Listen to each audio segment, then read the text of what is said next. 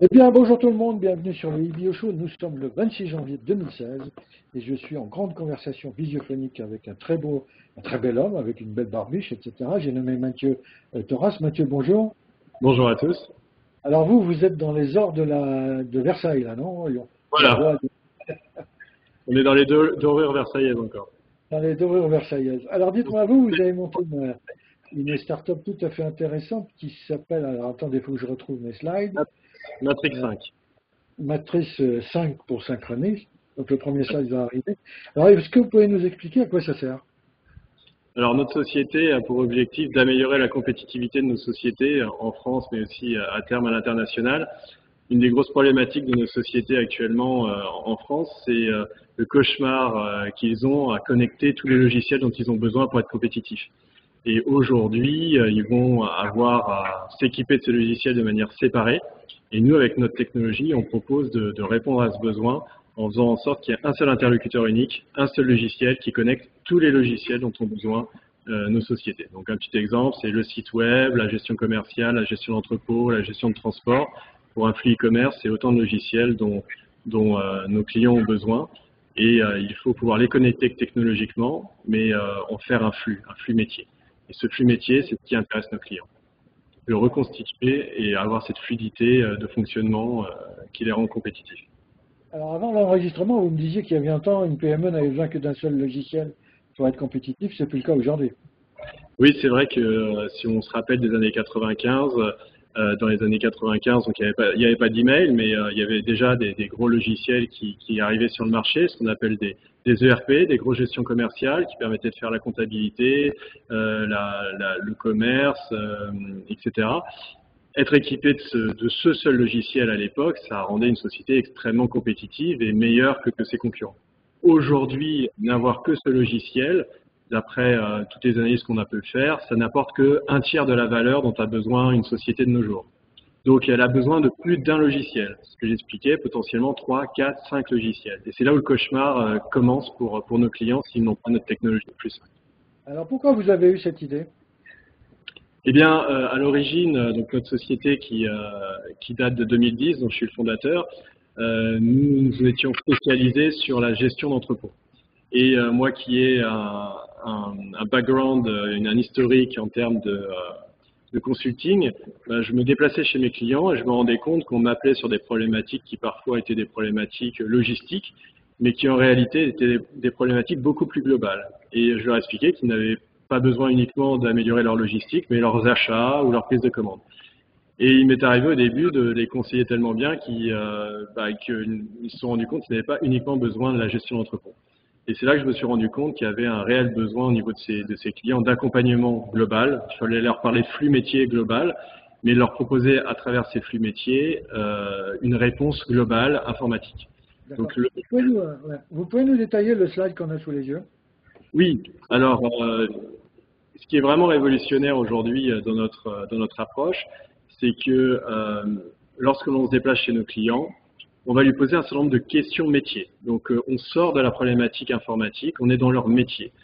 Et à travers, donc c'est ce qu'on appelle un serious game, c'est-à-dire qu'on va simplifier la problématique de questions en s'adressant vraiment à des problématiques métiers qui est: est-ce que vous avez un site internet? Est-ce que ce site internet, par exemple, s'adresse à des professionnels ou à des particuliers? Et au fur et à mesure des questions, notre logiciel va construire une carte métier qui va pouvoir être validée au fur et à mesure par notre client. Une fois qu'elle est validée, cette carte métier, donc c'est ce qu'on voit sur le slide, on va proposer des cartes qu'on appelle IT, des cartes informatiques. C'est-à-dire qu'on va proposer un ensemble de logiciels qui répondent à leur flux métier. Et la magie est qu'à travers toutes ces questions, en quelques heures, on sera capable ensuite de proposer un assemblage de plusieurs logiciels préparamétrés. Là, on gagne un temps énorme. Nos concurrents et la manière de travailler actuelle, c'est des projets informatiques qui durent souvent plusieurs mois, voire plusieurs années. Là, toute notre technologie et toute l'automatisation de notre plateforme Flux 5 permet à terme et nous avons comme mission d'être quasiment dans du temps réel en termes d'intégration de multilogiciels. Ce qui est une vraie révolution et ce qui est tout à fait l'avenir, j'en suis convaincu, des 5 prochaines années minimum. Alors que veut dire SG là sur la droite du... Oui, c'est le serious game. Donc, serious game, c'est la manière informatique de proposer des jeux sérieux Donc on va réutiliser l'univers un peu du gamer, de l'informatique des jeux vidéo, sauf qu'on va l'appliquer dans un monde professionnel.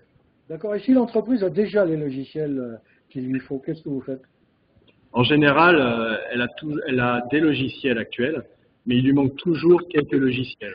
Donc on va savoir s'intégrer également sur leur existence. C'est extrêmement important effectivement aussi de proposer cela.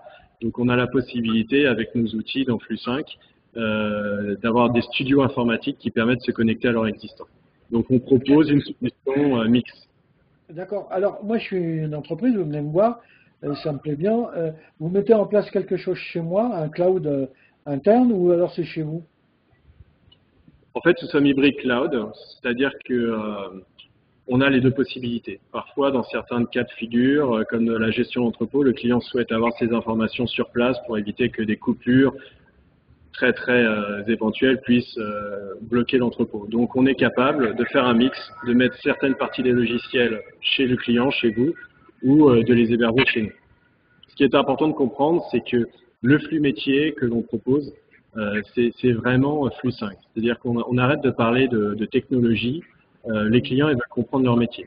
Quand vous roulez dans une voiture, vous ne vous souciez pas de savoir si vous avez des composants qui viennent de Valeo, Thomson ou Delphi.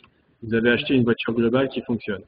C'est Flux5 et c'est ce que nos clients souhaitent. Ils souhaitent qu'on arrête les ingénieurs de parler de technologie et de problématiques informatiques qui les intéressent peu. Ce qu'ils veulent savoir, c'est est-ce qu'ils ont la bonne voiture, est-ce qu'elle est bien dimensionnée. Et c'est ce que Flux5 fait. Comment vous commercialisez votre affaire? Donc, on passe par soit du mode locatif ou du mode achat. On a tout un arsenal de structures financières qui permettent soit de proposer un mode locatif, donc cette plateforme va être louée, et donc du coup ça permet à la PME d'étaler son achat, ou soit s'il le souhaite, il peut acheter la marchandise et en devenir, je veux dire le logiciel et en devenir propriétaire. À savoir que non seulement on acquiert Flux5, mais on acquiert également les logiciels dont a besoin le client. Donc c'est vraiment une offre globale où on a certains clients qui ont acheté à la fois le site internet, la gestion commerciale, la gestion d'entrepôt, la gestion de transport et Flux5 qui permet de faire fonctionner l'ensemble. Vous pouvez nous donner une idée des prix que vous pratiquez? On est à l'achat entre 50 et 100 000 euros, donc pour une prestation globale, tout compris, installation, licence, mise en œuvre, et ça peut être lissé sur plusieurs années via du financement, ce qui donne quelques milliers d'euros par mois, ce qui nous permet d'avoir un retour sur investissement extrêmement rapide dans ces cas de figure. Et alors, si les activités croissent, vous suivez? Oui, tout à fait. En fait, notre objectif est à la fois d'adresser nos logiciels à nos clients actuels, finaux, mais aussi à notre réseau de revendeurs, qui pourront, eux également, proposer à leurs propres clients. Donc, c'est des revendeurs, ce sont des sociétés actuellement qui vendent un logiciel, une partie de la solution dont a besoin le client. Et grâce à la partie Flux5, on va permettre à ces revendeurs de multiplier par 4 ou par 5, comme nous l'avons nous fait, leur chiffre d'affaires. C'est-à-dire qu'ils vont pouvoir aller, grâce à Flux5, voir leurs clients et leur dire « je ne vous vends plus qu'un logiciel, mais 4 ou 5 logiciels ». Il répond aux besoins du client et tout le monde sur la chaîne de valeur s'améliore. Et vous avez de la concurrence dans ce domaine? Aujourd'hui, ce qui est très intéressant, c'est que l'automatisation des flux, les plateformes, c'est en plein boom, mais nous différencions très nettement actuellement, car nos concurrents sont internationaux, mais s'adressent à des problématiques pour les entreprises assez simples. C'est-à-dire qu'il y a des plateformes qui émergent et qui vont vous proposer automatiquement, par exemple, de prendre sur un logiciel une pièce jointe qui a été créée, de le mettre dans votre logiciel d'envoi d'email. Donc ça, c'est une problématique simple qui est que si ça ne fonctionne pas, votre société n'est pas en danger. Nous, notre positionnement est dans cette automatisation, mais c'est sur des flux métiers bien plus critiques pour la société. Si votre comptabilité ou votre gestion d'entrepôt ne fonctionne plus, votre entreprise peut être à l'arrêt. Donc aujourd'hui, on est vraiment précurseur et c'est pour ça qu'on a un positionnement agressif d'un point de vue concurrentiel, dans le sens où il faut qu'on aille vite pour pouvoir se positionner très rapidement sur ce marché. Vous pouvez nous détailler ce slide? Donc là, nous avons déjà effectué 2 levées de fonds. Nous avons une ambition donc d'atteindre plus de 15 millions d'euros d'ici 5 ans.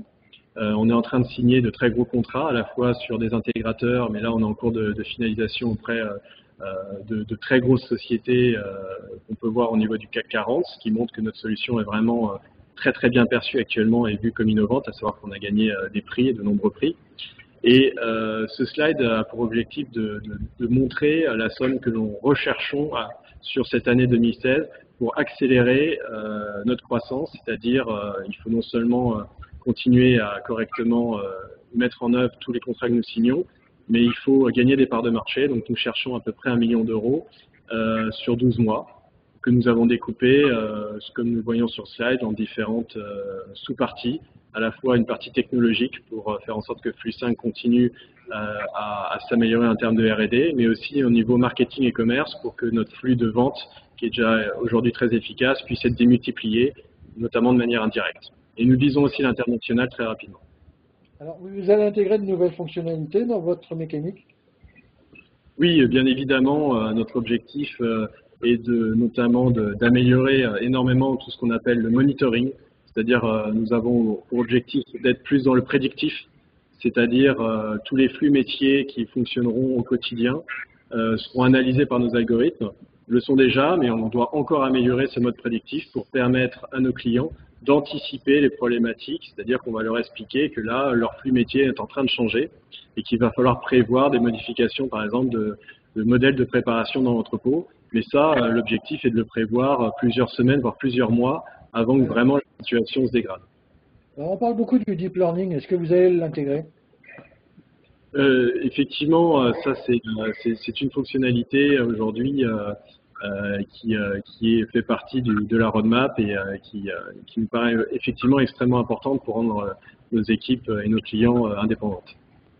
Et ça, vous pensez avoir ça quand? On pourrait imaginer avoir ça d'ici la fin de l'année 2016 en fonction du bon fonctionnement de la levée de fonds, ce qui actuellement est en cours. Bien évidemment. Vous avez parlé un peu des visées internationales, mais vous avez démarré ou vous allez démarrer et dans quel pays?